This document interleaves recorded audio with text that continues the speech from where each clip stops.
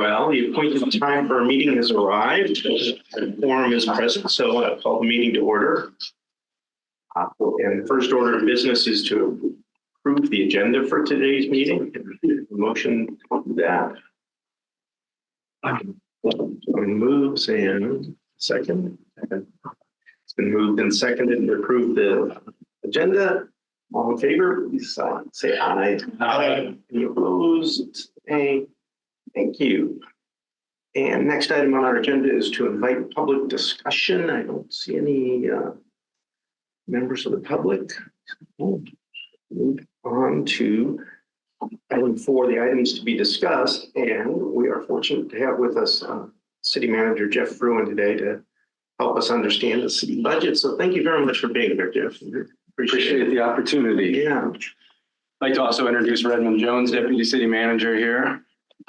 And again, just appreciate the opportunity. Want to start by just saying thank you for the service that you provide the community. And I've got a abbreviated version of about an hour-and-a-half long presentation that we gave the City Council on Monday. So I tried to cobble together some pieces that I think would be of most interest to you, but please feel free to ask any questions, whether they show up in these slides or not, and I'll do my best to answer those. The City Council just started their budget review on Monday. They had an all-day meeting on Monday to discuss operating budget, and a half-day meeting yesterday to discuss our capital budget, which is our infrastructure, roads, parks, things of that nature. So we are just getting started as well. All has to be wrapped up by the end of April. So it's a pretty tight window to do this. I have a slide deck I'm going to use here, and we'll just get started. And please do interrupt at any time. So this is important. Just if you're not familiar with government finance, our total. Before you get it, Bob, can we go ahead and share that? So don't get I was told to do that, and I neglected my duties there. You know how to do it. Go ahead. Let me just exit. I'm sorry about that.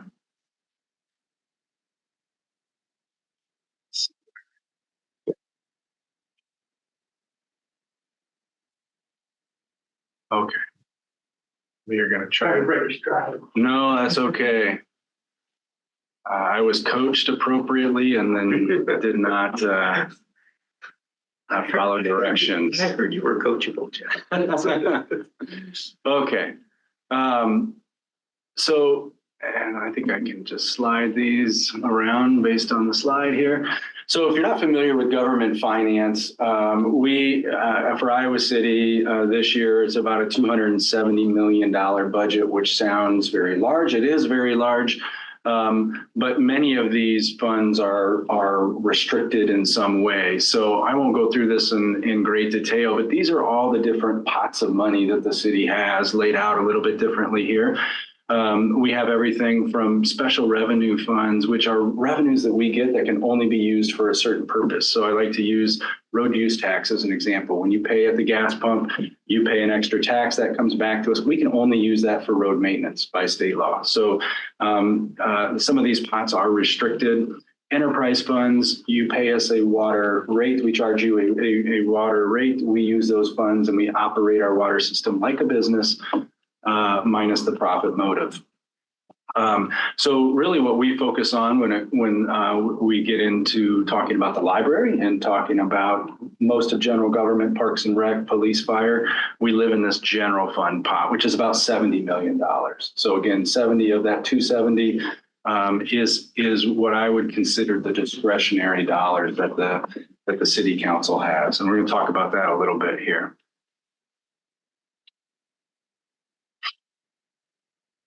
Maybe. Here we go. Okay, so when looking at the general fund here, where do we get our money to pay for our services? Pretty clearly, we are very dependent on property taxes. About 2/3 of the dollars that support our general fund come from property taxes. And that's not necessarily a choice of cities. That's state law gives us the ability to raise revenue. And in Iowa, cities are very reliant on property tax. That's just how it's structured. We can't pass an income tax or something like that, like other cities can in some states. you can see that the other pieces of this pie are all pretty small. Charges, this would be like Parks and Rec program fees. I often get asked about hotel motel taxes. People think that that's a very large revenue source for the city, and it provides meaningful dollars, but that is one sliver of this 5% in here. So we'll give you an example of that. This is that hotel motel tax. This just shows revenue over time in hotel motel tax. You can see it brings in just shy of $2 million per year. But again, a very small piece of that $70+ million general fund. It's not. I'm going to talk about road taxes, and this seems a little strange, but this does tie back to the library if you bear with me. So one of the things we cover with council are some of the pressures that we have on the budget. I'm going to talk a lot about that today, but this graph shows our road use tax revenues. All right. So again, those are the dollars we receive from the fuel pump tax. And you can see we get, on average, maybe 4% increase per year. Unfortunately, this is the cost of road construction, and this is many years, but this is from about 2016 to present day. This is DOT numbers, and cost of road construction is up 64%. And it's pretty easy to see there's a natural disconnect between the cost of maintaining roads and the revenue that we receive primarily to fix the roads. So why does that pertain to the library? Is because if we don't start to put more property tax dollars into roads, we are clearly going to lose ground on our road maintenance, which is always a top priority for a number of residents. So this is just one of those pressures that the library, the Parks Department, the police, the fire, again, have competing against it right now. We can't increase our fuel tax. That's not something that we can do. But yet we feel obligated to continue to try to be as aggressive as we can with road maintenance and certainly address the areas that need it most. So I use that as an example. I'm going to switch from the revenue side to the expenditure side, unless there's some questions that you wanted to cover on revenue. Okay. There's not a good place to put all these boxes because my slides got too much text in it, but we'll try. So I like to just share this comparison because I'm pretty proud. Let me explain. So this is how we spend those dollars that we get in the general fund. And this is a report from Iowa State University that looks at local government finance and compares different cities to each other. So this is how Iowa City spends our dollars. These are fiscal year 24, the current year that we're in. And you can see we spend 39% in public safety. Public safety would be police, fire, and building inspections primarily. And we spend 23% in culture and recreation, which would include library services. So how does that compare to our peers? On average, all cities in Iowa spend about 44% on public safety and 20% on culture. So we're pretty close, but we spend a little bit more. When you just look at the cities our size, when they compare it to our cohort cities in Iowa, though, you can see a much larger percent goes to public safety than to culture and recreation. 16% compared to the 23% that we spend. And I'm proud of that fact. I think we offer exceptional public safety services here in Iowa City. We do so in a lean way. And I think we prioritize culture and recreation very much as well, too. Jeff, a quick question. Yes. Is that comparison, does that comparison to the 50 and 16, does that stand outside of Iowa for similarly sized, or how does that usually match up? I don't know about outside of Iowa. I would guess it's pretty similar, okay. But I don't know that for sure.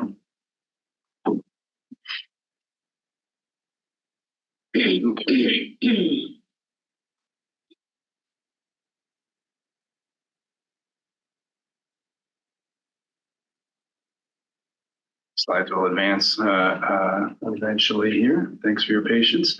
So we're just going to drill into the expenditures a little bit in the general fund.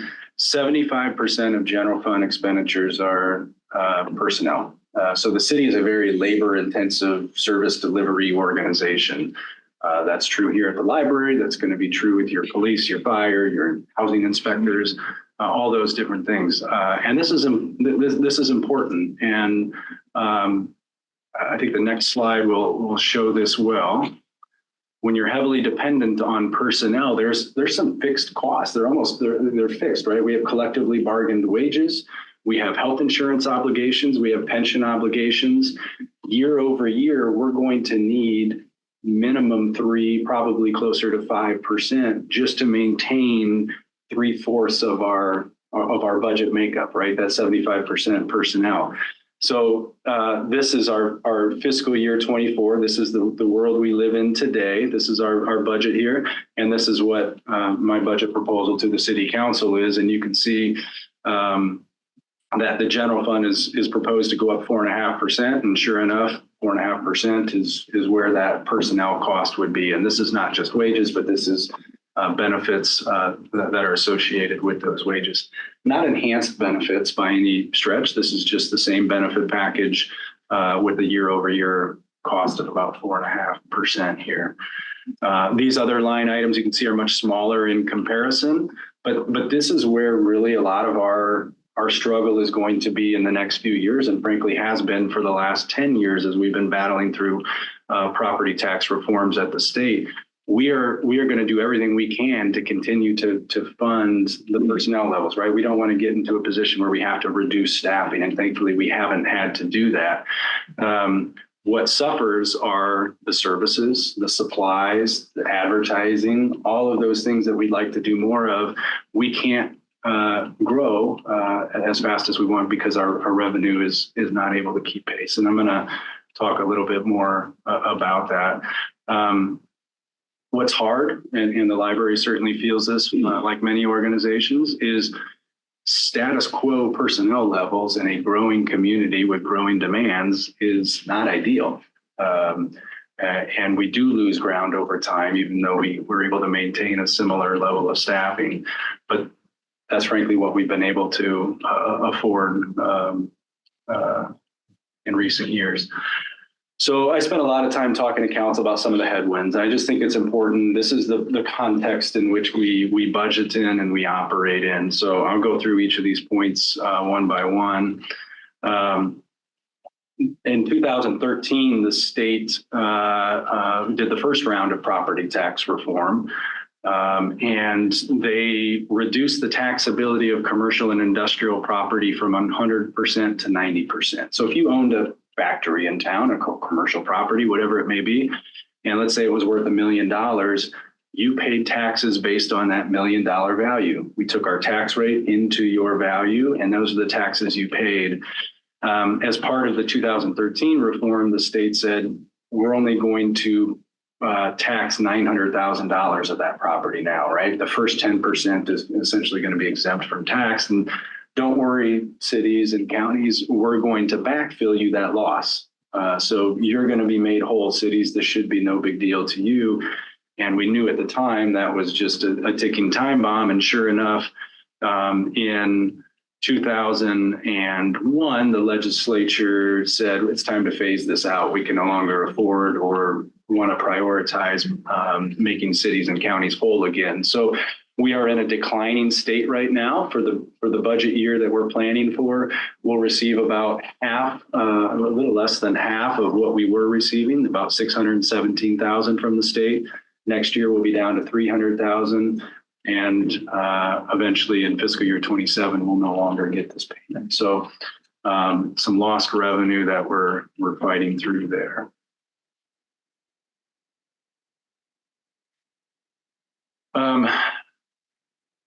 The residential rollback. If you're not familiar with this, this is kind of unique to Iowa here, but same concept. As I said, commercial industrial properties pay on 90%, and that's a flat dollar. Year over year, it's 90% now, 90%, 90%. The residential rate fluctuates from year to year, and the state has this magic formula that tells you how much of your residential property you pay taxes on. So this goes all the way back to the late 70s here, but you can see in the late 70s, you were paying 78% of your home's value. So if you owned a $100,000 home, you paid taxes on $78,000 of that home. This fluctuates from year to year. And this year we've seen the biggest fluctuation since 1979, where it dropped from 54% to 46%. To give you an idea, every percent drop in this rollback or increase, if we were to go the other way, it's about $1.1 million. So when this rollback drops as much as it did, you're talking $8 to $9 million loss in revenue. And I say that with kind of quotes because what this doesn't account for and why this dropped so much is because residential assessments went up so much last year. If you got your assessments from the city assessor, you went up 20%. And that's what this rollback is designed to do. It's designed to soften the blow. So when it comes time to pay taxes on that higher valued property, you're actually going to be offset by this. So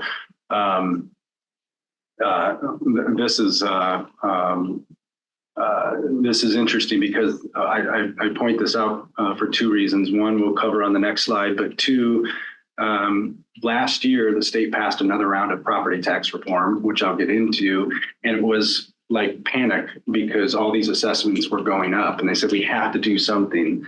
They had already done something years ago. They had created a residential rollback which formula was influenced by assessment growth. So what they did was just kind of tack on to the system that was already there to protect against high assessment growth.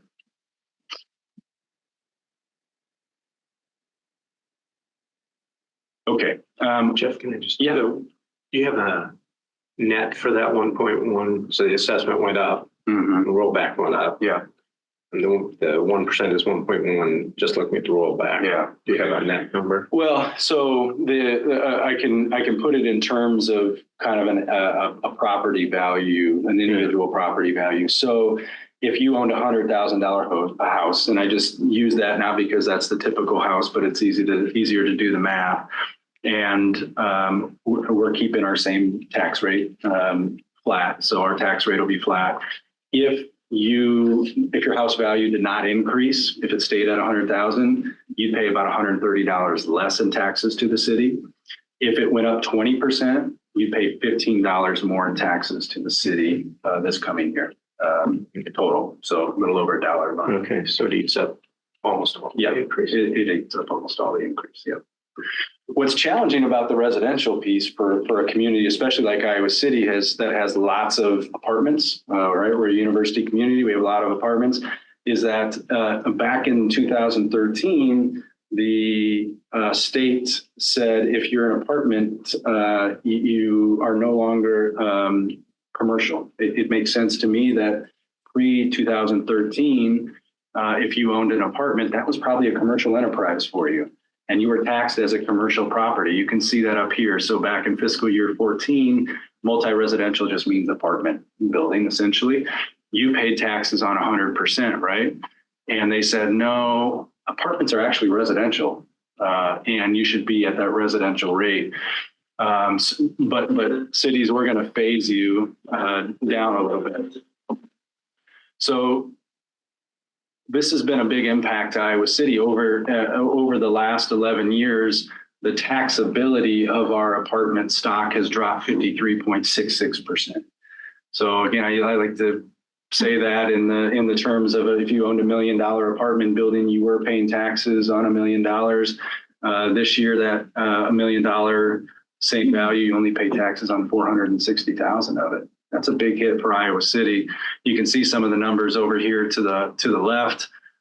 We estimate that the cumulative loss to Iowa City alone, this doesn't include the loss to the school district or the county, is $20 million over that period of time.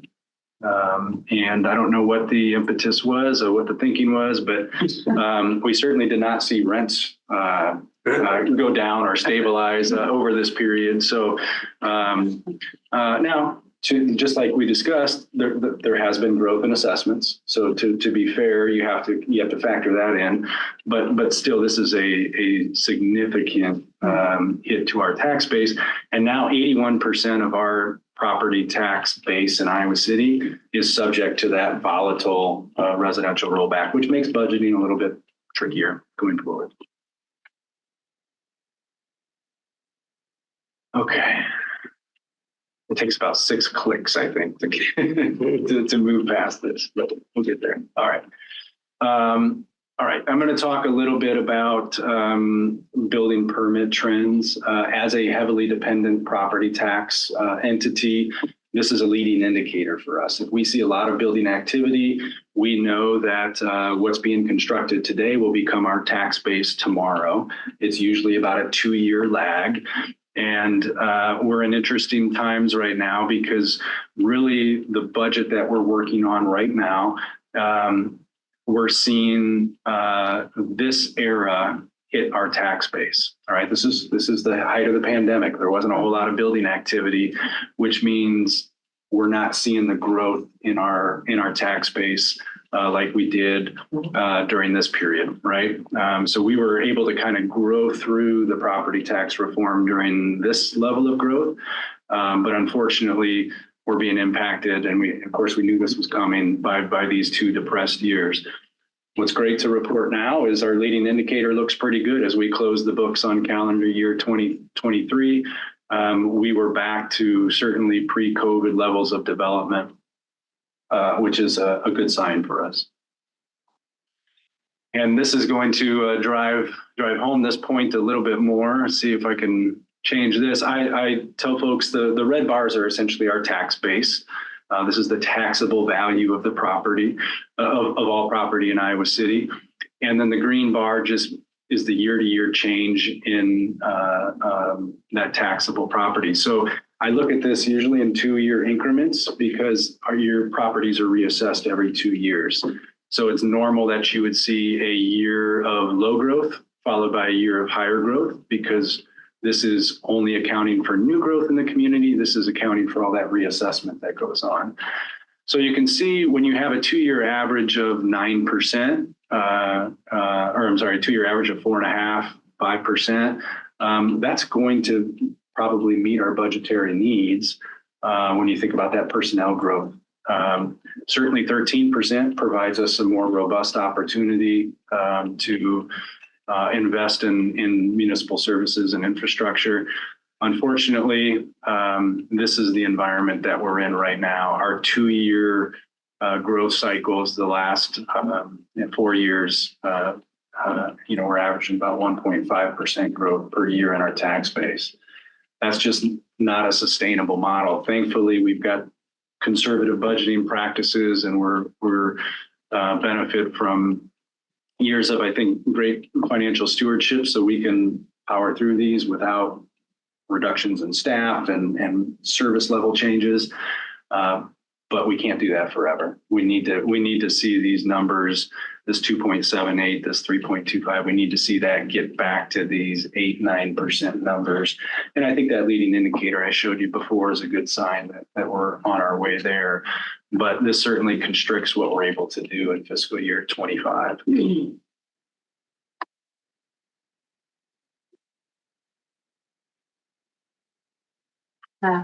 Yes. Earlier you mentioned the cuts that would be necessary, that you were looking across and y'all were considering cuts. Did I understand that correctly? When you were talking about the amount that was coming in, and you were saying this would potentially impact areas of the budget, and you listed various areas. And I guess my question to that would be, if you are at a point to cut, is that a pretty equitable cut across the board, or are there areas of that pie chart that would be more cut than others? Oh, I see. Yeah. So if we were in a situation where we had to reduce expenditures, and we're not there yet, and I hope never to be there. I think if I do my job correctly, we won't be there.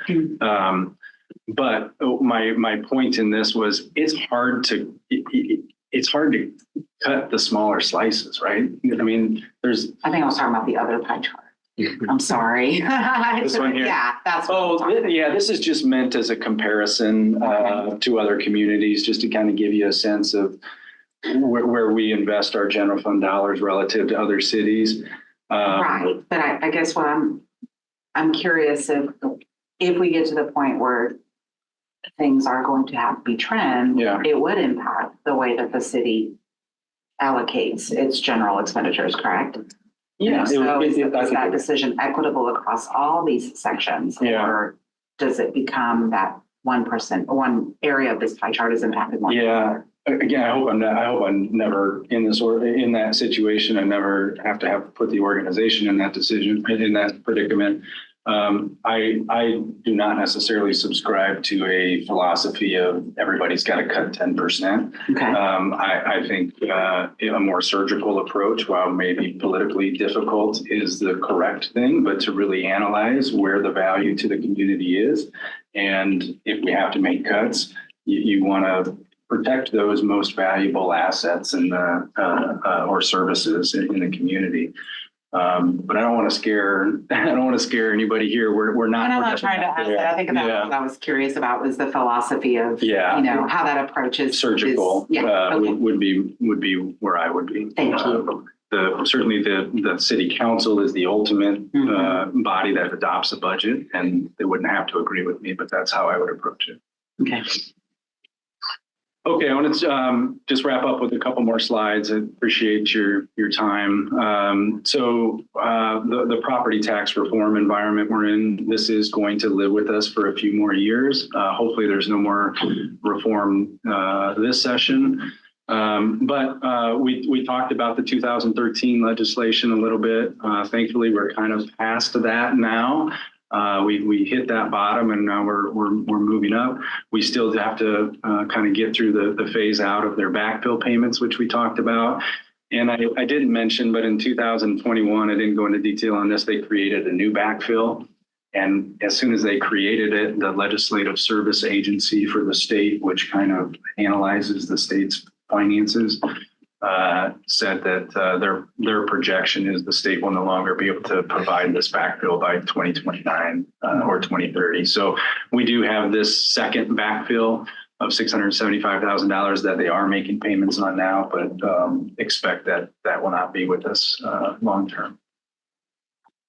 The 2023 legislation. So what happened last year? There's multiple changes, but the first thing I want to talk about is they created a new military and homestead exemption. So if you're a residential owner and you identify as a senior or a military veteran, you have reduced taxability on your property.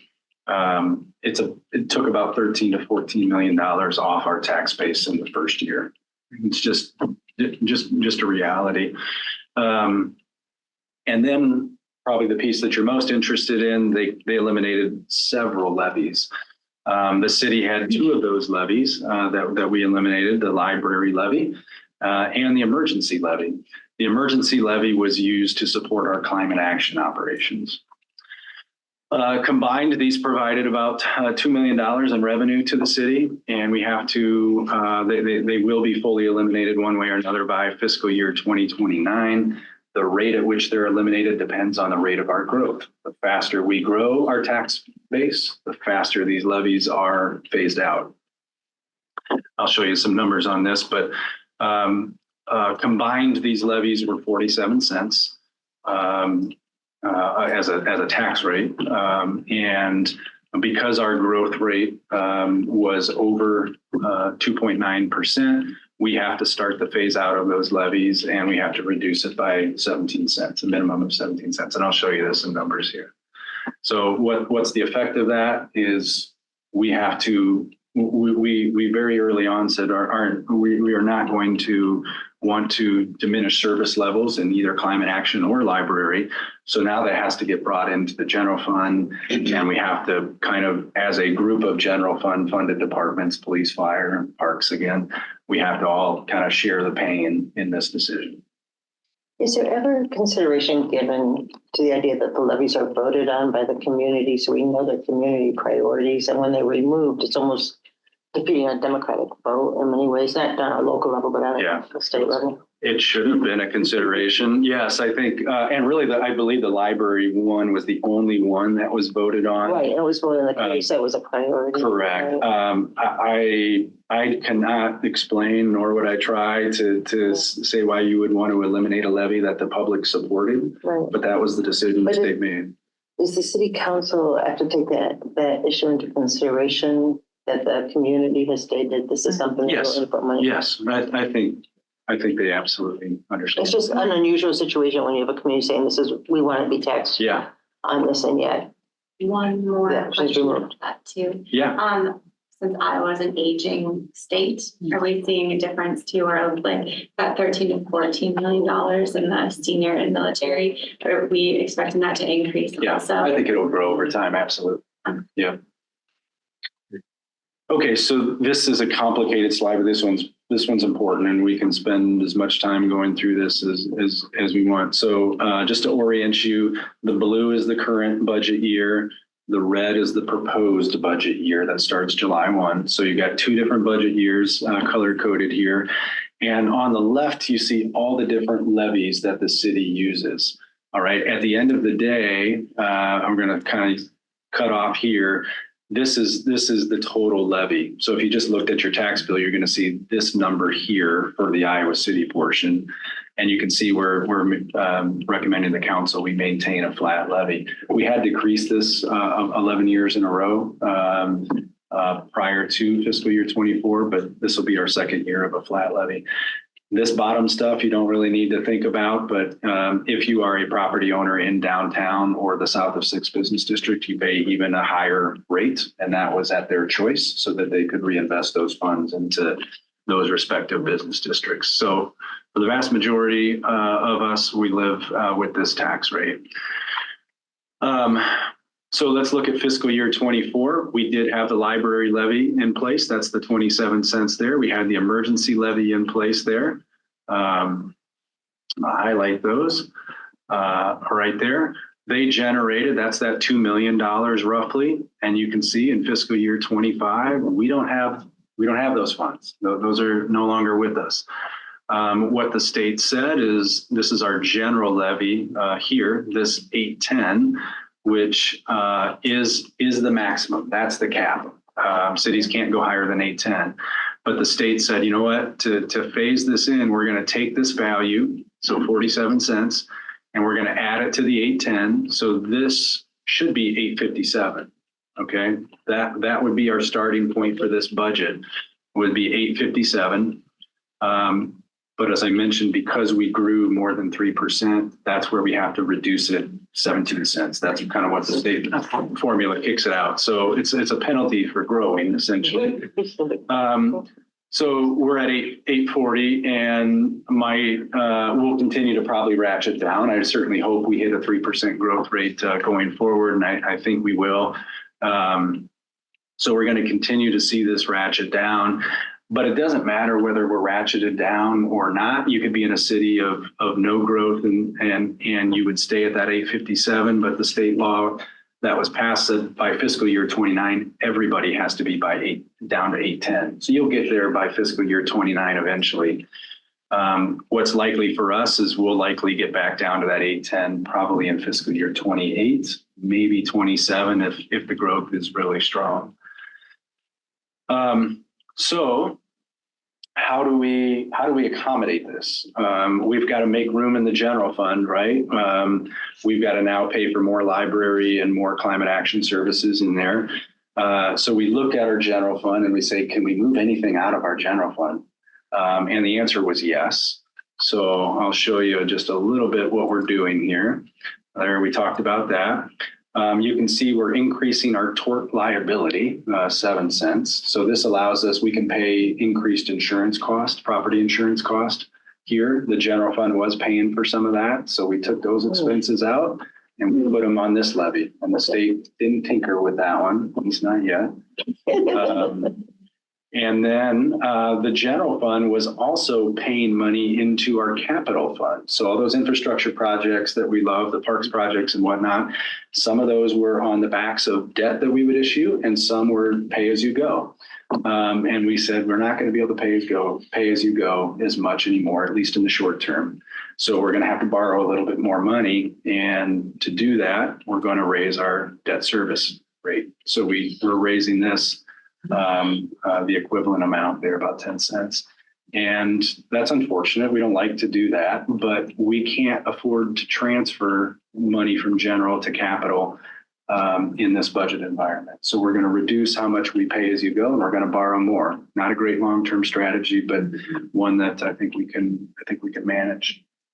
So that's at the end of the day how we end up at a flat tax rate, and that's kind of how we made some room in the general fund to bring in these levies without having to go through service cuts. In short. Based on our early meetings with City Council, I think they're comfortable with this strategy. I don't expect changes to that overall strategy. They may have some budgetary changes to make, but none that I think would impact this strategy or frankly the library budget. Can I add just a couple of points? Yeah. Jeff, one of the things that you don't see in that is roughly around 80% of their library levy goes to personnel costs. Mm-hmm. And we talked about that going to 2029. Obviously, the cost of living adjustments, even if you take a minimum of 2%, right, is going to be a part of that.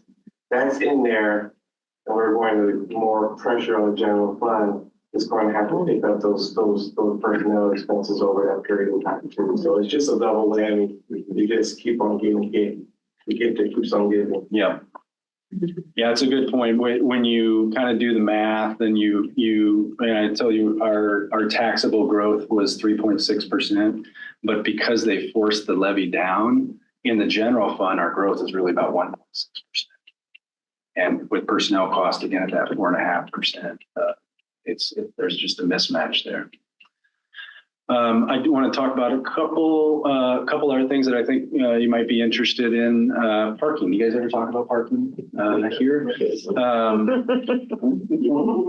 I did propose to the City Council, perhaps the least popular thing I could have proposed, maybe not, to increase the parking fees in and around downtown Iowa City. We last did that in 2013. And I just want to make you aware, my proposal was to go to $2 per hour. We would still maintain first hour free in those decks, and then increase meters and increase some of the citations. And you can see how I'm proposing to the council that we spend that. It would raise about $3.3 million a year in round terms. Some of this is the key to maintaining fare free transit long term. Past the kind of exhaustion of federal relief funds that we're doing the pilot on. 1 million, as we just look out at our capital needs in our parking decks, the investment that we need, we're going to have to do a little bit more there. This would allow us to do that on a pay-as-you-go basis and not borrow to fix our decks. And then we have been really unsatisfied with the performance of our third-party vendor when it comes to some of the trash removal and cleanliness things downtown. Their service levels have dropped off considerably in the last 18 months. And so we've been exploring some options to change vendors, and turns out you get what you pay for. And if we want to increase service levels, we're going to have to pay a little bit more. So we're working on a collaboration with the downtown district for a new approach to downtown cleanliness and trash removal. And about $400,000 of new revenue is needed to accomplish that. So the City Council has talked about this just yesterday, and it looks like they're comfortable with my proposal, except they may push the meter cost even higher to $3 per hour at its peak. So the motivation for that is to really try to drive people to the decks, actually to drive people to transit first and to bike and to walk, but to really encourage the turnover on the street and push people into the decks as much as possible. They were a little worried that there wasn't a much difference between these two numbers here, the deck and the street, to incentivize people to think deck first and street really for those quicker stops. So Is it still one citation free? yes, per So year, like the first citation per That's spider correct. meter still still free. free? And really what we're looking at for increases there, so it goes up, like every offense goes up a little bit. We start right now at $7. Our proposal would be that first offense after the warning would be $10. Second offense would go from 12 to 15. So really nothing major. And again, it's been over 10 years since we adjusted those. So next year's budget, this is my last slide. I think it's more of the same. Just because of this state legislation last year, really until fiscal year 29, even if we grow, we're going to get ratcheted down a little bit. So it's going to be really hard to grow the general fund at all through fiscal year 29. Some of this other stuff is unrelated. I'm happy to talk about it, but I think we're just going to be in a tough budgeting environment for the next few years. And unfortunately, when the 2013 reform was passed, there was no growth penalties. And we had really good growth during that time, and we kind of made it through. This round's just a little bit of a different animal. Can you explain the logic behind the growth penalties? So there's a narrative in Des Moines amongst the legislature that there was this boon period for cities between 2010, 2020, where we saw a lot of investment. We saw that here in Iowa City, but that cities would just capture all of that growth. So they would see budgets grow by 10%, by 15%. And the legislature felt like cities weren't doing a good enough job reducing their tax rate to offset some of that growth. And they really wanted to see that growth be shared back with the taxpayers. In Iowa City, we did reduce our tax rate during that period. We captured some of that growth and we tried to lower our tax rate. And I think we did a good job of that. But the concern was several communities that grew very robustly that did not lower their tax rate during that period. So they felt like they had to force that.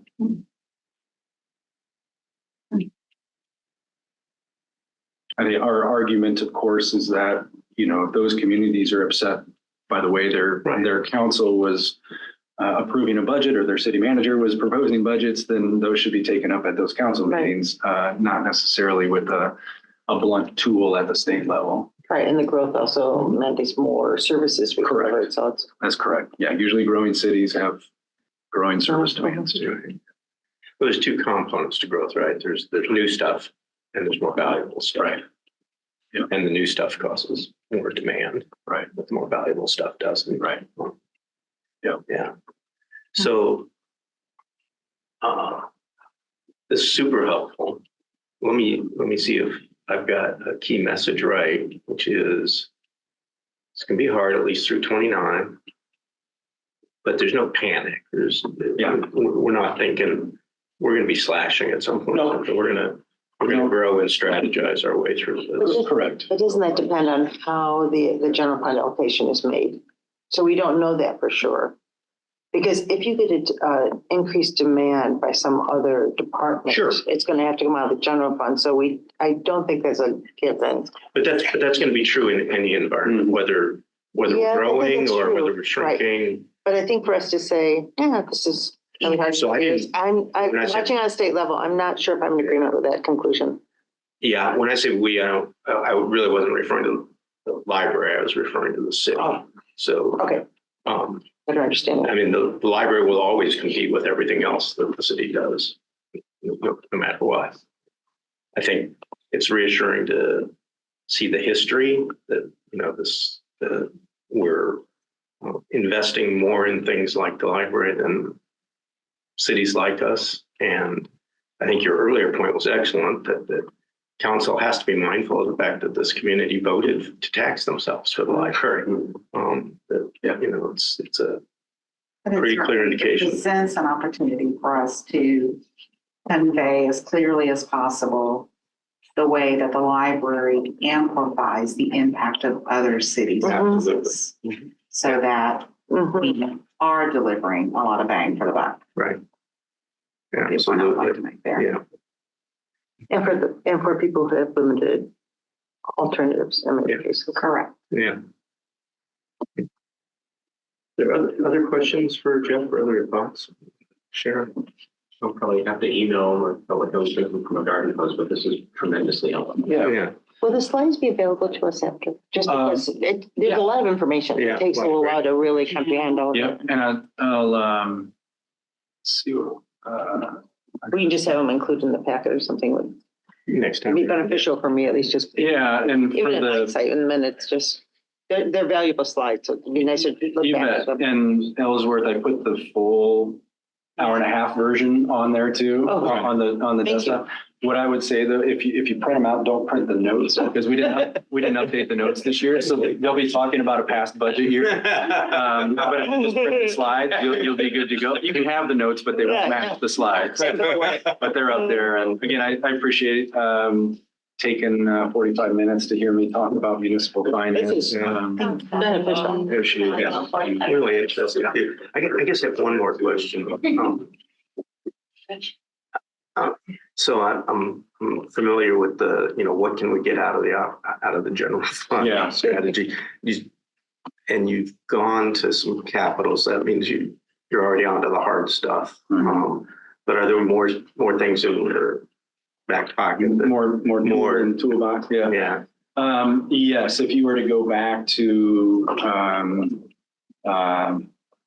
a couple of different examples. So for example, we have a 1% utility tax. Mhm. You may have seen that last slide. I foreshadowed that we might need 1% more to sustain fare free transit long term.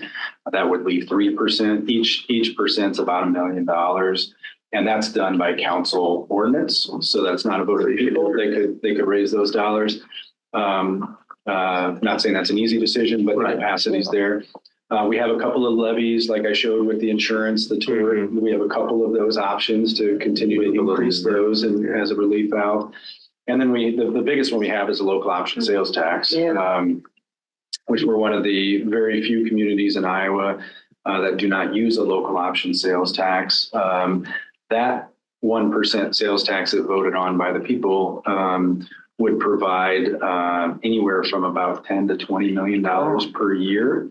It depends on who else in the region has that tax, because there's a funding formula that shares based on population. But that is the biggest source that we have not tapped here.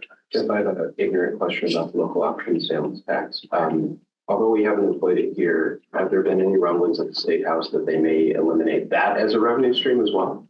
There was a proposal last year, and I think the bill's been introduced again this year, but it probably isn't going to go very far, as to where they would eliminate the local option sales tax and do, so right now the state sales tax is 6%, and you can do that 1% local for 7%. Right. They would just make it 7% across the board for the entire state. Okay. And then they would just collect it all at the state level and give the 1% to cities based on a population basis. So for Iowa City, the effect would actually be we would get that penny without having to do the lost vote. But as you can imagine, based on our experiences, when the state give it, the state will eventually take it away. And that's why most cities opposed to that proposal, because they said, yeah, that sounds great until you take it away. And so short answer is yes, we do have, we have some plans for the next 3 or 4 years to get us through. Thank you. You keep us hope. Yeah. Thank you very much. Thank you. Appreciate it. Super informative.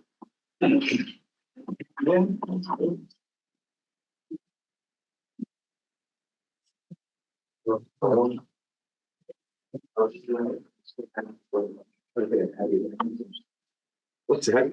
After a difficult budgetary conversation, they had a heavy bag. Well, I will say there's plenty to worry about. So one of my takeaways is we have a really good city manager, thinking really carefully about this. So the long-term approach to problem solving versus a reactive Wait, approach is very appreciated. Next item on the agenda is the 6-month strategic plan update. The table was provided in the packet. Anyone have questions for Ellsworth or anything you wanted to highlight or add? I feel like the first one is always, it's exciting, but also the lightest one that you'll get. Right. So we always really try to balance, how do we elevate things that feel new and responsive to this plan and not just fit in the work that we do all the time that we could say, oh, this will fill the blank. So we try to be really mindful of giving an authentic update. So no updates from when this was written, but happy to answer questions. I'm looking at staff wellness. And there's a BT cat being purchased. And I don't know what a BT cat is. And so I'm wondering what it is and how does that relate to staff wellness? That's a great question. Andrew's left the room, but I will do the best that I can to talk about it. So BT Cat is a cataloging software that we hope has the possibility to take some of the workflow stress off of the collections department. I think it makes some assessments about purchasing and use, but I will have to look it up to give a better explanation. Mm-hmm. Okay. Unless somebody here. So BT stands for Baker and Taylor. Yeah.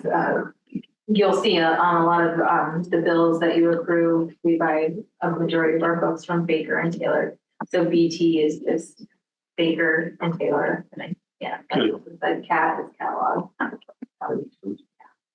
So it's a tool that would make staff's life easier. If you think of cataloging statistics of librarianship, you would understand why you want to use. How much does this thing cost? Have you any idea? I do. If I remember right, it was around 5,000 for the first year. And I know that we have easily accessible reports on it, so I can put that in the next packet. If it's close to 5,000, I forget the question. It's not an unreasonable amount, obviously. And I think we intentionally put that in the NOBU budget to use board controlled funds for the pilot of it. And then if it feels like something we want to continue, we will work to shift that into our regular budget. Okay. Good. Ellsworth, can I ask a question? On the strategic plan, has there ever been an effort to crosswalk the goals listed for the strategic plan with goals of other city orgs? I would say we are mindful of the city's strategic plan when we're putting it together, depending on how the timing works, the 2 cycles. I meant other orgs, other areas Like in that city Parks and Rec or budget. something. Correct, to demonstrate ways that, again, the library is amplifying and supporting and expanding the goals that other parts of the city also, as a way to advocate for, again, going back to my initial point about the way that the library economically amplifies the impact of other parts of the city infrastructure. I would say to that specific point about amplifying the economic impacts, no. Okay. I would say we do that in some other reporting. It has not found a home in the strategic plan yet. We could talk about that for the next cycle. We do an assessment of the plans that we have access to as we're making this, and often talk to our colleagues in those departments, Right. and try to draw some functional overlay between the plans. I would love to see that blatantly listed, as in aligned with, associated with, in support of, and then just listing the goals. And not only with for economic. connecting with strategic plans from other orgs. I think so too, but not only with economic. No, I would say I think others that's as I think well. there may be other Right. goals that we could be Yeah. reinforcing the connection. But I do think at the end of the It's day, a really interesting idea. it comes back to that argument of economic impact, Right. because it comes back to the argument that it may not be an economic outcome, Mhm. but everything costs. And so whatever it is that we're doing, if what the library is doing, if the service the library is providing or a process or a goal amplifies, expands upon, supports a metric that another org is also tracking, then I think that we need to highlight that and make it as clear and as obvious as possible. I would love to see it linked, again, however easily it could be done. I certainly don't think it needs to be a big old long something that nobody's going to read anyway, but I can certainly see how making that connection more blatant might make for an easier conversation when it is necessitated. And I think that's a great point. Right now, under access, we do have the piece about promoting city offerings and incorporating the city's strategic initiatives and library service design. There was an effort to start to amplify that in public view. But as far as listing the specifics, that I think we would just need to talk about how does that fit into either the strategic plan document or a complementary piece. Yeah. Some of it just might be a matter of wording, because I remember when the city strategic plan came and presented, they had almost specifically the same language, ensure that diversity, equity, and inclusion are central to all city services, our library services. But there was a lot of this. That's still very broad. It is really broad. It's very broad. And honestly, And so I'm not talking about alignment of the goals themselves. What I'm talking about is here are in the 6-month report, there are examples of action items that the library has taken to meet that goal, right? How do those action items also support other goals and efforts? And sometimes the sub-point connection is not the same as that overall broader goal, I guess is what I'm trying to say. So and that's why crosswalking is not the most fun in the world, although it makes me very excited. It's my favorite party game. But I do think that it is a powerful way to make the case for the funding that I do think inevitably we are going to have to make the case for. And maybe I'm just, the opposite of a Pollyanna, but I think that data collected over time would serve us better than a last minute scramble. And this was the first year that we took on sort of the graphic piece of the strategic plan with that summary document we put in the beginning. I could imagine this as an impact map or something similar. I think we probably need to do some front end work to define what organizations are we looking at. Yeah, exactly. What those parameters are, and then that would be a little bit complicated by the fact that their cycles will be different than ours, so we might see them shifting plans. I think it would be doable, and it would be kind of an exciting thing to work with the graphics folks on how to do it. And if you have examples of other agencies that are doing this. Well, I have 2 faculty that are working with the public urban planning faculty, and they've just gotten this huge federal grant. And the thing they're looking at is the impact of librarianship on rural communities. But I think the models they're developing could easily be applied here. I also think urban planning faculty already have models in place for this. And so I'm happy to reach out and ask them and report back. I'd love to hear that. Yeah, I will for sure. I think it's a really exciting idea if we could make it into the process. Something you could do in a later phase would be also think about the non-governmental agencies that the city funds that we amplify. Correct. UAY or Right. Right. And that could be part of the. part of the impact map. Yeah. It's just when you're in it, it's easy to see those connections. But if you're a community member, sometimes it's not obvious. You make it So, explicit, yeah. And people are talking. That'd be a good fit in the education section, highlighting programs and practices to help sustain. This is just sustaining the environment, but supporting sustainability is honestly much bigger than that. Like it could be a big piece of that education to have those public talking points. And we have the benefit of having a public facing website and a team that is very capable of these things. I think we could almost offer it as a service to these colleagues that that website could be the home of a piece of it. For them too, Not everybody has the same public presence. So Nice I think that could be exciting. I'm gonna have one today. I'll take a lot.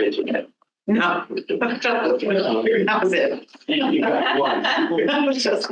Anything else on the 6-month strategic plan update? No. So we move on to a policy review, 701 public relations policy. We got two words changed. Oh, so moved. Sorry. That's okay. No, I actually appreciated this because again, it's that defining of vague language that I think is so completely helpful. Yeah.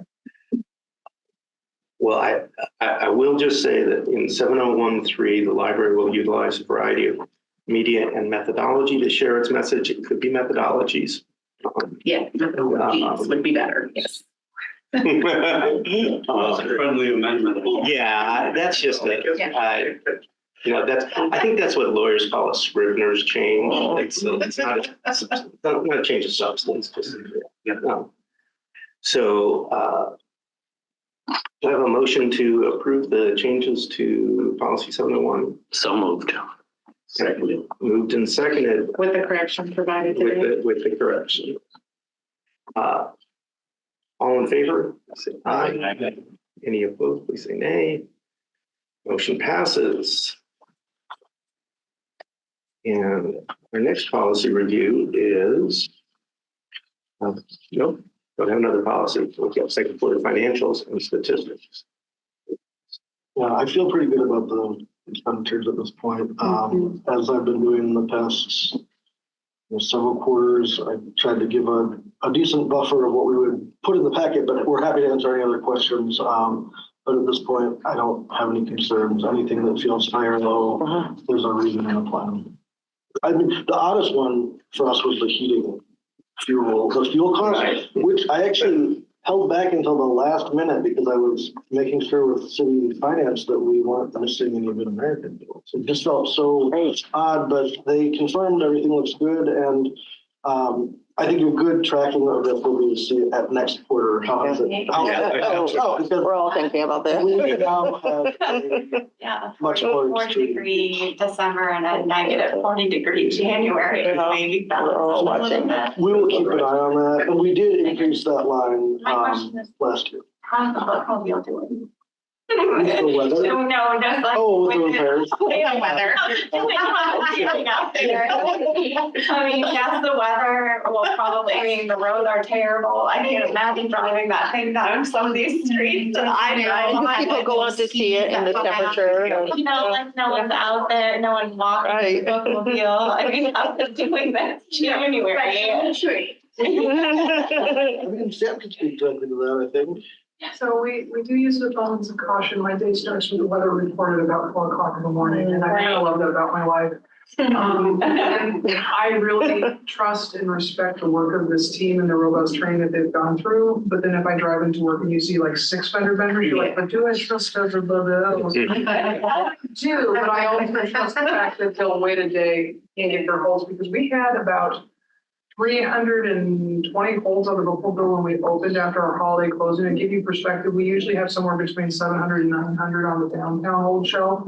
And that was cleared out within like the first 4-hour shift. So folks are really using it when they don't feel like they can come downtown because of the weather. So when we can go out, it does add value. Yeah, so thanks for letting me go off on it, because it's been interesting. Yeah, such a different piece of the library, and I imagine it's important to people who aren't going to deal with driving downtown, right? In particular, Bookmobile maintenance charges are an interesting piece of this whole picture because it's a different vehicle than the rest of the fleet, and the city gives us great support for maintenance and repair, but it doesn't fit seamlessly into their flows of how often should we be checking the batteries on the bookmobile. It's the only bookmobile. So it's always a lot of hands-on management of Sam working with the city fleet maintenance folks, and everybody does a great job.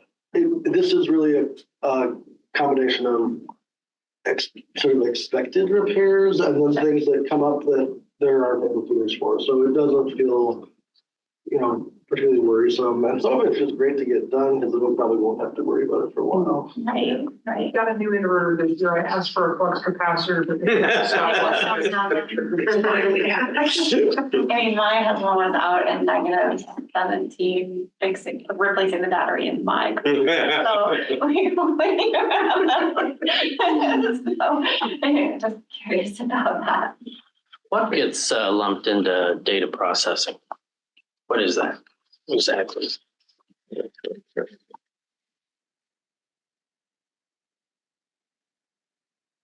81% of the budget's been used on it. So do we know what that is? Yeah, Jen, the data processing,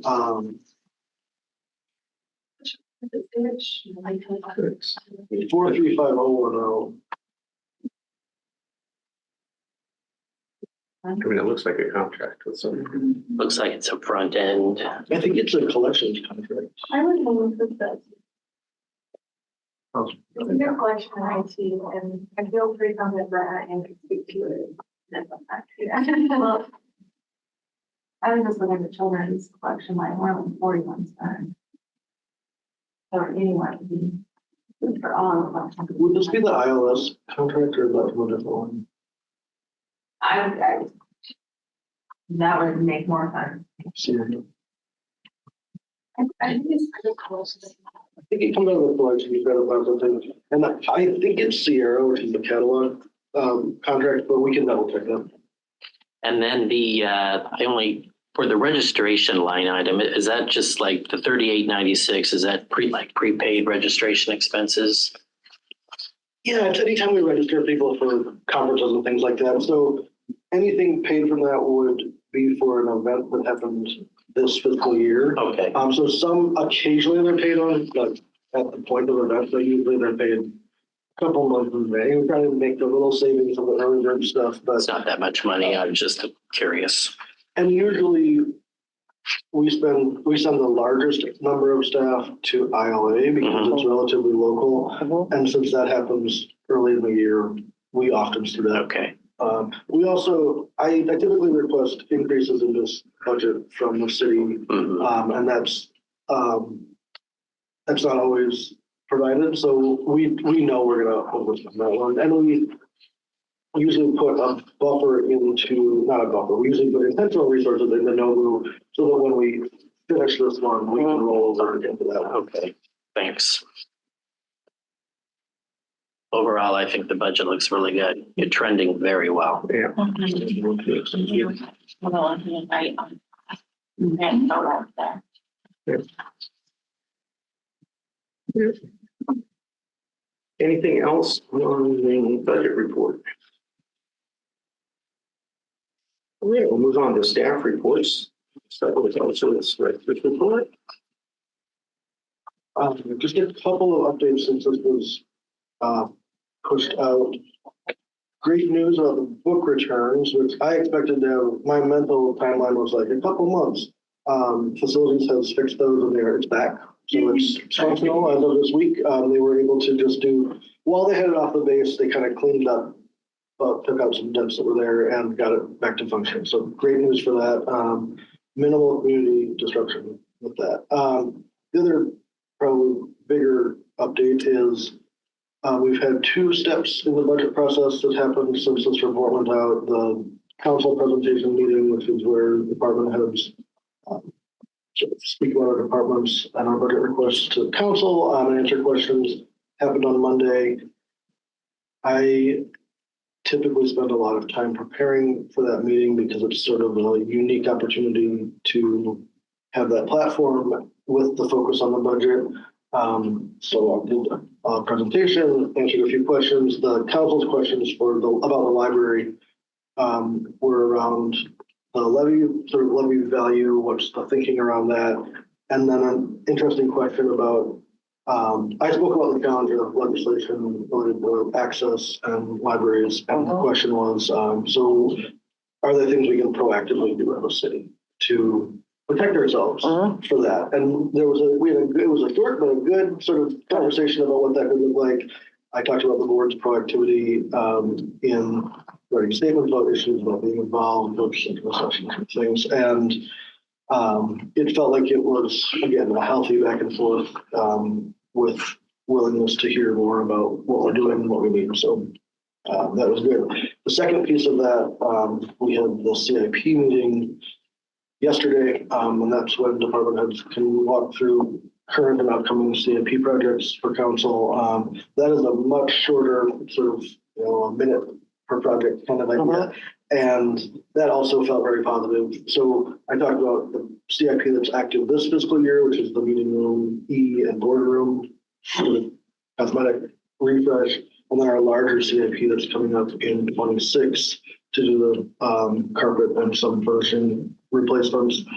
That one has been on the CIP list for several years. And I mentioned that in my update about it, mostly to remind council that if this felt familiar, this wasn't a repeat. Probably weren't recarpeting again. This was the same project. And that, that kind of generated a couple of questions about like, well, how many years have they been on there? Which I think everybody handled diplomatically and appropriately. And I'm optimistic that it will hold where it is now. It was originally written as a 2-year project with about half and half of the expenditure. It has now been shifted to a 1-year, which I think has some major benefits for us. So I'm comfortable with all of that. And I do think there's an annual opportunity to sort of double check your values and to indicate if increases are needed because of inflation or other changes. And we take a close look every year, but we'll make sure to do due diligence around that with this next cycle as we get closer to implementation, because costs are going up. So I'm sure the original value and the real value will differ, but so those meetings both felt really positive. And I always really value that department heads are welcome to come and speak. Otherwise, any questions, I'm happy to answer. This is a minor question, but with that book return, we have a history of that one specific book return being damaged. It seems to be like a regular occurrence. Is there a design flaw? That's a great question. And Or a placement flaw? Well, it's usually one of the two. But there's something about it always, it just seems to be a reoccurrence that's the book return, and it costs us money to repair. So I'm just wondering, should we be looking at whether there's something we can do knowing there's a pattern? I don't know if it's the placement angle or if it needs to have some kind of buffer around it, but it seems like we're revamping that one a lot. Like the big yellow pillars. Right, something that could. Dollars would cost a lot. Would they? I have no experience with it. So. Yeah, I don't know what the option would be, but it seems like Worth looking. this is a repeated issue. that was one of the first things I asked facilities about when they reported the problem. And I bet they would have said it's Mormon truck, isn't it? Right. I think the immediate response was sort of like, it's high traffic, it's a little tight, but they didn't have any immediate suggestions. But I think we have this year we'll be replacing the outdoor returns, the other outdoor returns because of they're old. And that will give us a renewed ability to look at footings and things like that. So I think if there's anything we learn that could be improved here, we will already be doing some concrete work. Right. And I respect the facility staff on this. I just don't know if people realize there's a pattern, because sometimes you have staff turnover and you don't realize been there before. Yes. It's a good point. And I think that the access is too narrow to put in an actual concrete footer, but that doesn't mean that there's not something that could be put up around it. Right. We also, I think it would. Or paint it. Wow. We think that this time the driver didn't notice that they hit it because it was one of those really slowly. So that's something right there. I think that it maybe was sort of like, was that a snowdrift? Like, what did I bump? but it was, I'm very glad that we were able to replace the I think of all the things I've hit with my car. I like There's no gifts I noticed. Drive through the reverse bagels and see the giant wall of skid marks when they're really designed to drive through. Anyway, I know it's not a major issue. It's just, it's a reoccurrence. I mean, it's over $20,000. Yeah, it's expensive. This fix was, staff time was really valuable, but they were able to use all existing material. Yeah. But when the units actually do need to be replaced for damage, it's over 20,000. Yeah, but car turns are ridiculously expensive. Yeah. It's, yeah, crazy. I took a look at the classification and compensation study. I saw we had one position bumped up a level, and no downs, right? So that's great. That's nice. That was my concern when I saw that was coming, that Yeah. how that would affect staff. So it's glad to see that. Yeah, I think I've been enjoying learning more about the methodology as the reports are shared. So I felt good about it. I think it's satisfactory. We, like I said, we had another meeting with the consultant as department heads, and we're going through the suggestions, the description changes. There will be a format change. They'll look a little bit different. And we are meeting next week to sort of compile our collective responses, and then we'll send back what we. Great.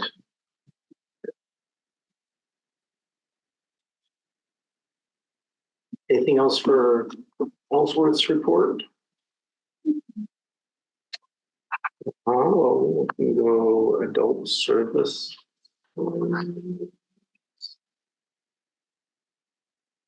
Anyone have any questions or comments? The adult services. Just appreciate a coordinating board for the Yeah. homelessness. It's come up a few times, especially in the weather lately. Yeah, great group. We met on Zoom the first time after this, but so we didn't get to do breakouts in that meeting, talking about some of the work, but it was so kind of an ad hoc meeting of just what's everybody into. Yeah. But it was good to just go for me because I was the new person. Let's get everybody a roll call and what do you do? And it's nice. Yeah. It's great. Yeah, seems I like feel a like great that'll be opportunity. long-term tie into the strategic plan as well, Right. with coordinated services and also staff health and wellness. I feel like having some resources will add to that, because I know that can be really stressful for staff, having those kind of confrontations or incidents perhaps. Do you have any social work students this year? I remember last year you had one or two practicum folks. That was a 1 year thing, but it was sort of a hope that it might continue, but I think it ended up being just a 1 year placement.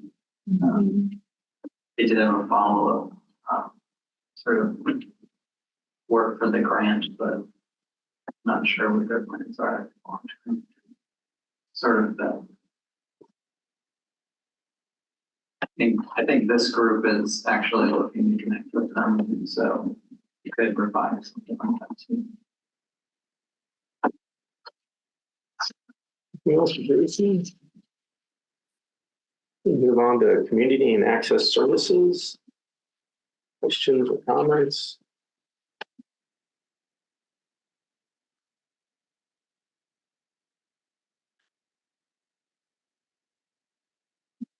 Curious about your fall book on and be interested in seeing the winter Yeah. statistics against the fall ones. And I'm wondering, like you said, it was really a great resource for people who couldn't get out and about.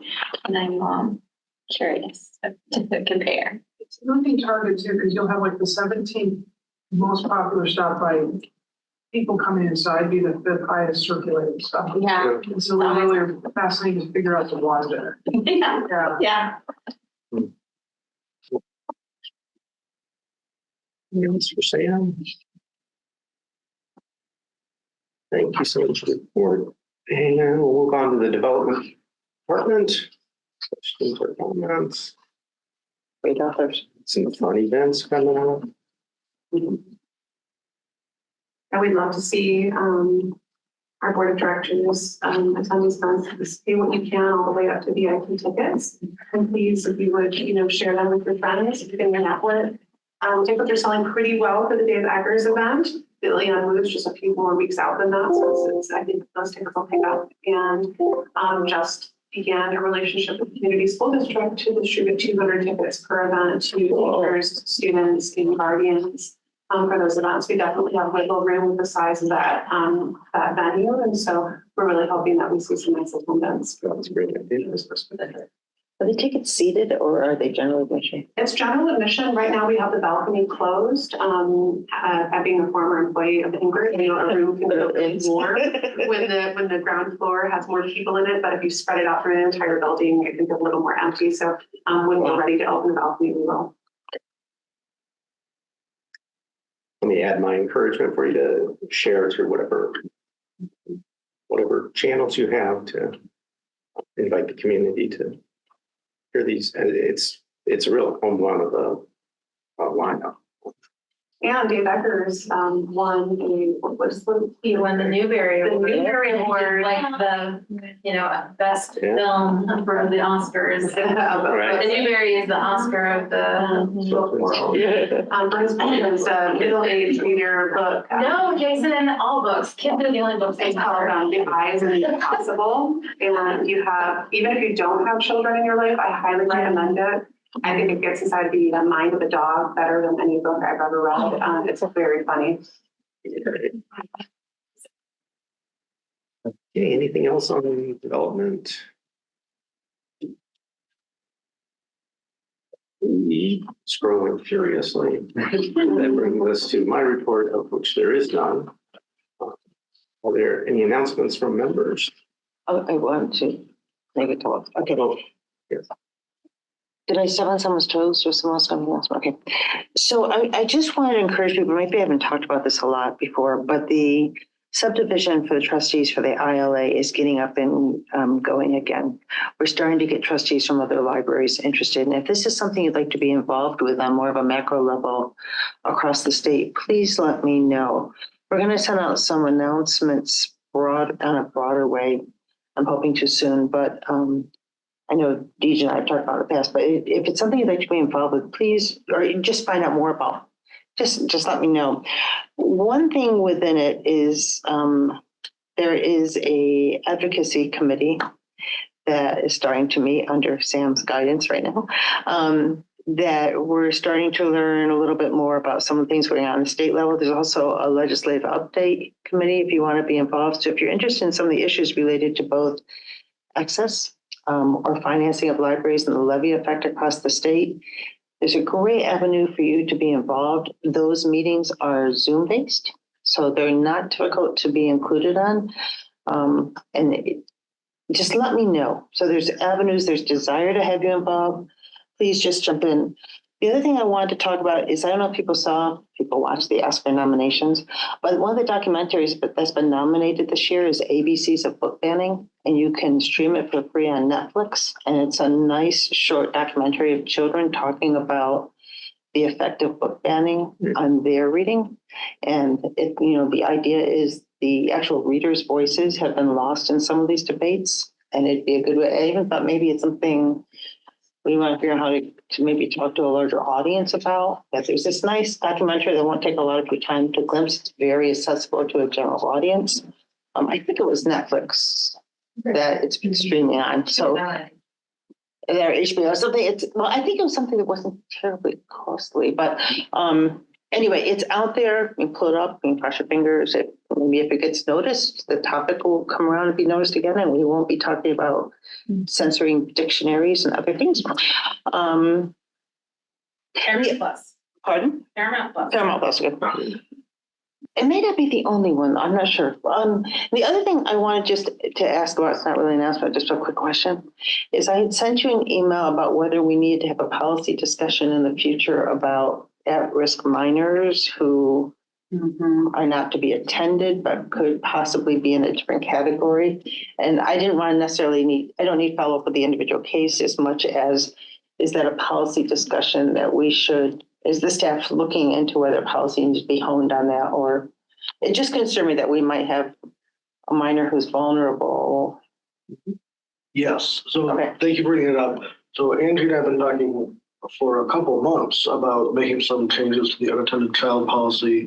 And then recently I've been talking to legal about how could how can we make the ages more clear and then the staff and adult guardian rules more clear in that. So yes, we're looking at I'm it. just thinking the tween, would they fall into like a tween or a 13-year-old fall into an unattended minor category? Because I was thinking that as children's room usage and not the teen center usage by the same extent. They can. Okay.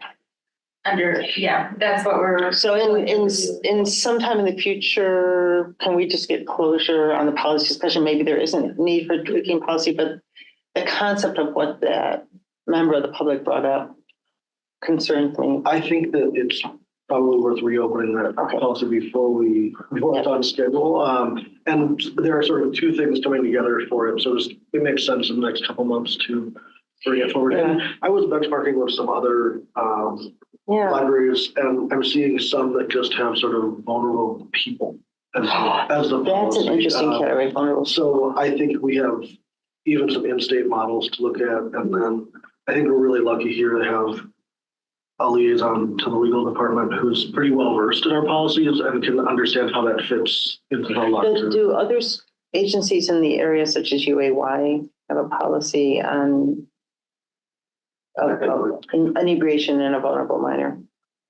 I mean, I don't know if they're another benchmark for this or if it's really just a library issue. We're a little bit different, but they're local. I mean, it's publicly available services, so I think it would make sense to check with them. And when I talked to our team librarian Victoria about that question, it felt like it's great to explore those things, but somebody like Parks and Rec could be more applicable to our situation. Right, maybe. Because some of the other organizations have more, I'm going to use that word enforce, I don't know if that's accurate, more sort of community agreements with the youth that use it. And here we are, as we're open to the general public, it's a little different, but we're looking into some different options. And like I said, I've already talked to legal and Angie and I've been talking about. I'm just surprised it didn't occur before this.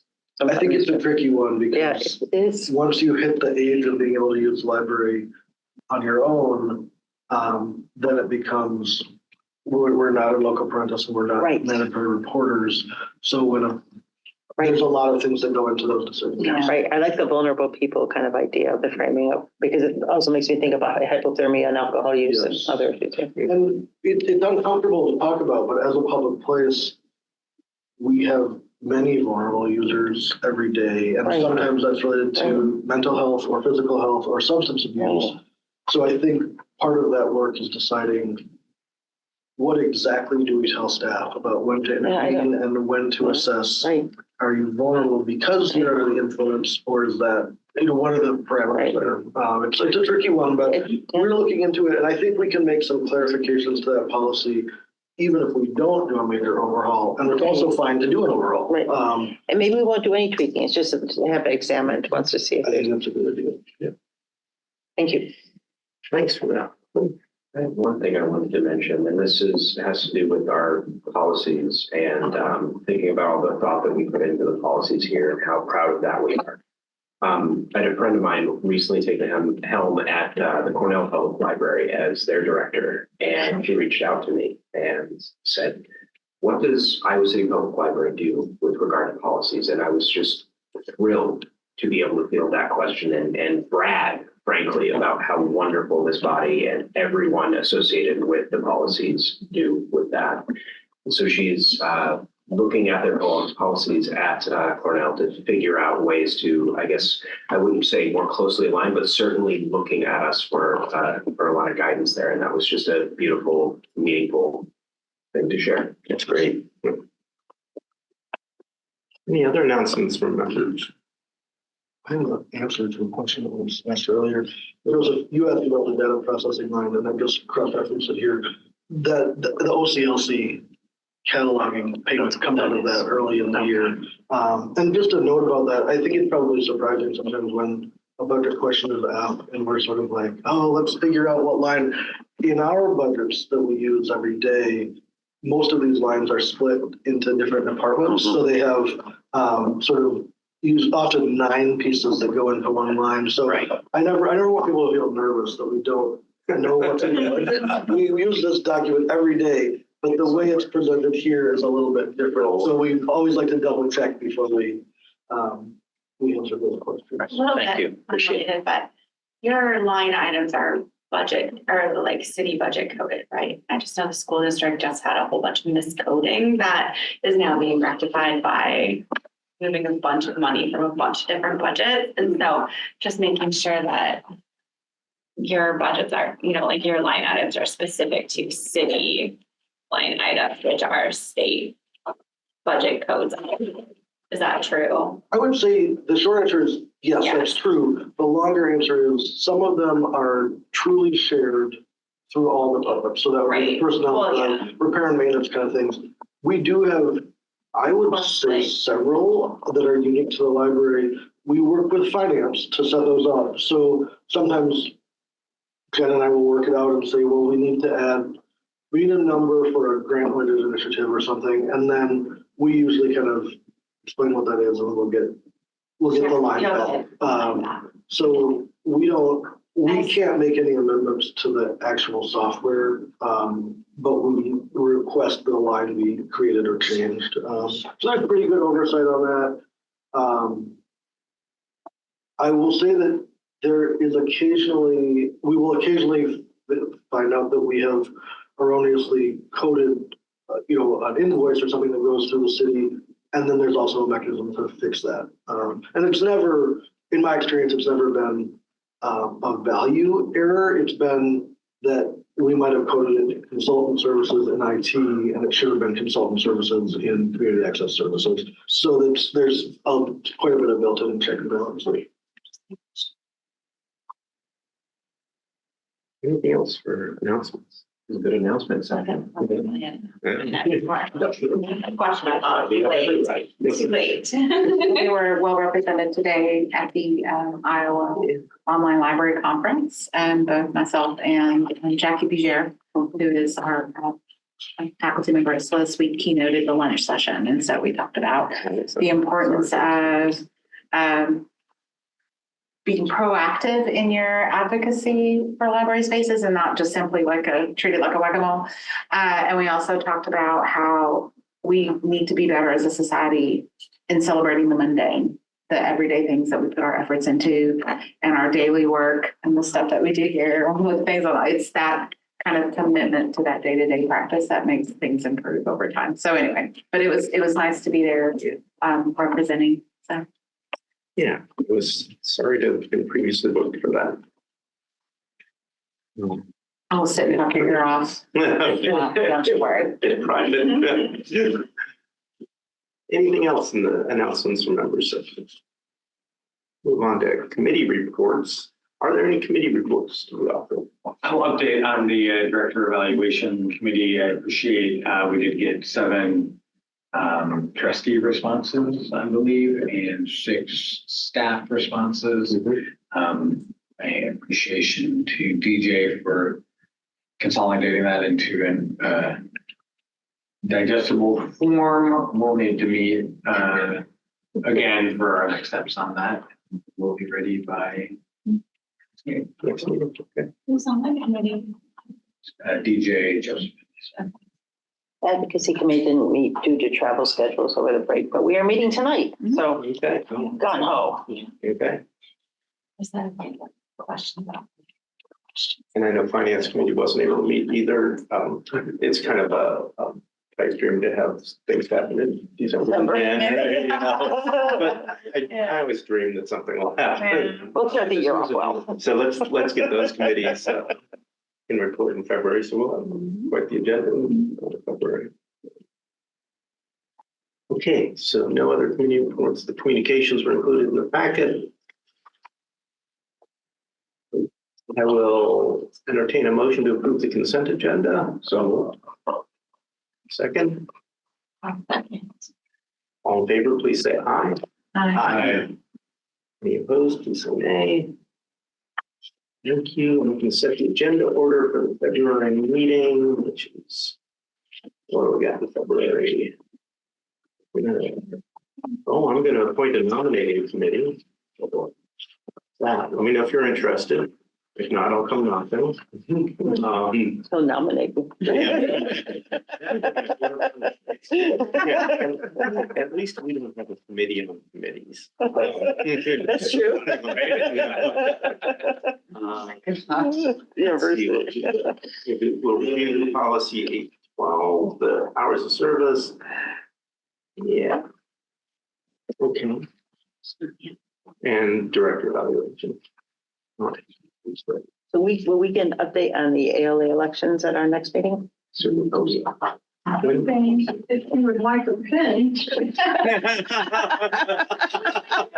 Sam, can you make it rain? To request that y'all, there is a bill that brought it back, and it actually is tied to this. Briefly, this is just a part of the bill that I'm concerned about. The bill prohibits the board of directors of a school district, the authorities in charge of an accredited non-public school, and the governing board of a charter school from using any standards or guidance developed by the American Library Association when determining whether to acquire a book for a school library or remove a book from a school library. So, Great. yeah, well, it is a gross misunderstanding of how those decisions are actually made in the first place, but there are other problematic things in this particular bill. I'm happy to share, and I would really, truly appreciate feedback to be able to. I'm going to be, as a private citizen, not in any other association with anybody else but my existence, be addressing this directly with some folks there as well. But again, what I'm asking is that everyone find one person in your life and explain to them the importance of collection development policies being local documents that are developed locally to meet the needs of local groups. And that if the language here is approved, it's literally telling local communities they don't have the right or capacity to do that, which is the exact opposite I actually think of what they want. So would appreciate that, conveying that message that if you want local communities to maintain and keep their power to develop collection development policies that are good for their communities, then we don't need to make these broad, strokey, uninformed decisions about what collection development actually is. And since we know, let's please share that out. So that is a big request that I have, because this is one of those things where like somebody probably had really meaningful feelings and it just vomited into a pile of poo. So. Anyway. And where can we read this report? This is a bill, and the full text of the bill is available on the it's legis.iowa.gov. And the publications. The ID is 1369250. So that's 1369250. Please take a look, because again, you know, these are things I think that people come with some kind of broad idea, but they don't understand how it actually translates into day-to-day practice. I can't think of a single person across the spectrum that wants somebody else telling them how to run their community. So. Thank you. And I think that brings us to the adjournment meeting. So having completed our business, I'll adjourn it. Thank you all for putting in a little extra time tonight to get educated about the city budget. I think that'll be useful to us. Yeah. The meeting is adjourned.